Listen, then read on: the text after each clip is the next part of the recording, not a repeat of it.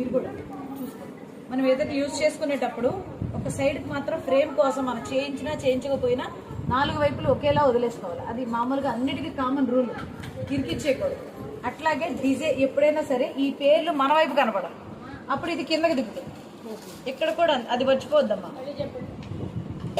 Not repeat. అయితే already ఇట్లా ఉన్న డిజైన్ మనం జాగ్రత్తగా వేసుకునేటప్పుడు పెన్నుతో వేసుకోండి. పెన్సిల్కి సన్న ములుకుంటుంది కాబట్టి చిరిగిపోతుంది. సో మీరు జాగ్రత్తగా వేసుకునేటప్పుడు నేను ఈ పక్కన ఒకసారి జస్ట్ మీకు ఒక ఐడియా కోసం చూపిస్తున్నాను. చూడండి ఒకసారి జాగ్రత్తగా, స్లోగా, కంగారుగా, ఫాస్ట్గా మనకి ఎంత వచ్చినా కూడా స్లోగా, కోణాలు మిస్ అవ్వకుండా చాలా జాగ్రత్తగా మీరు ఇలా వేసుకోండి. ఇక్కడ 2 ఉన్నాయి.